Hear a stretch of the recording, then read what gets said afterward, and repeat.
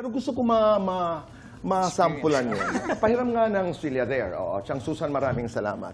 Halimbawa lamang, alam niyo naman, ako'y mahilig umarte na ngayon. Direk Adolf, manood ka at nag-audition ho ako. Halimbawa, ikaw ang aking, Joe, ikaw ang aking defense lawyer. Ikaw naman ang nag-cross sa akin. Ang eksena natin ay ako'y witness sa isang molestation case. Yun lamang. Improv lamang. Halika kayo dito. Okay. Paartihin natin, at paartihin niyo ako ha, api-apihin niyo ako kunyari para kinakabahan ako. Okay, ito po'y hindi bahagi po ng Liliet Matias, Attorney at Law, pero sample ho lamang kung paano namin pinaghahandaan kami namin ang mga seryeng katulad nito. Okay. 4, 3, 2, 1. Action! Boy Abunda, anong oras ka nakauwi sa bahay noong September 1, 2022? Alas 3 ng madaling araw. Meron kang nakitang 3 tao sa kalsada. Objection, Your Honor. Leading.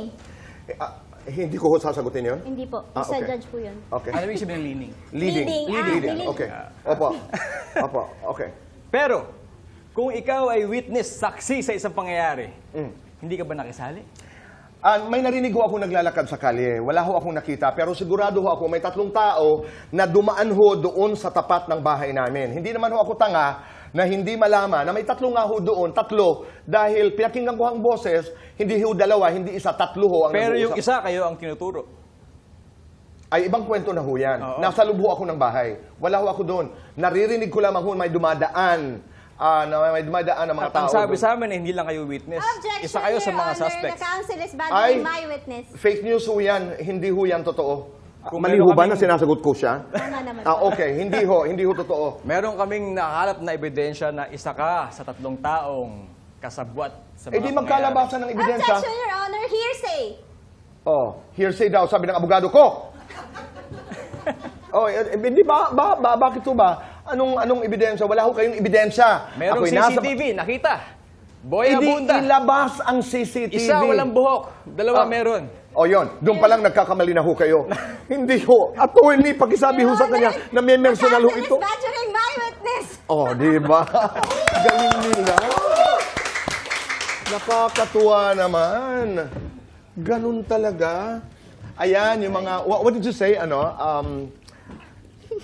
Attorney, yung badgering my witness, yung inaapi? Opo. Para forcefully na pinapalabas po yung answer sa witness and hindi po pala legal yun.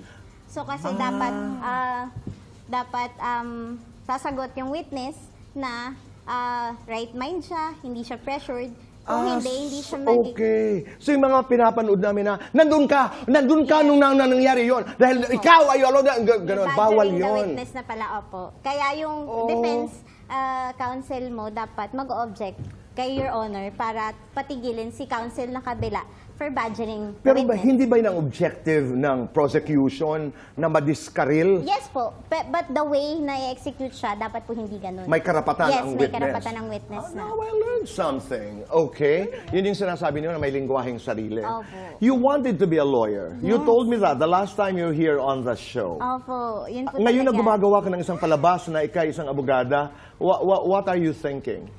Feeling ko po, blessed ako na ma-portray yung role para parang role-playing lang din siya. Makita ko kung yun ba talaga yung gusto ko. Feeling ko yung pibigyan na chance sa akin, kaya ito yung role ko ngayon. Ang sarap, no? Yes po, sobra. Oo, hindi man naging hindi pa. Hindi pa. Oo, hindi pa, pero nagagawa mo sa isang palabas. So you're living, ika nga, the dream. Opo. Oo. Jason, ikaw, ano bang pangarap mo nun?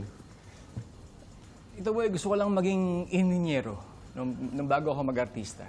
Gusto ko Okay. lang,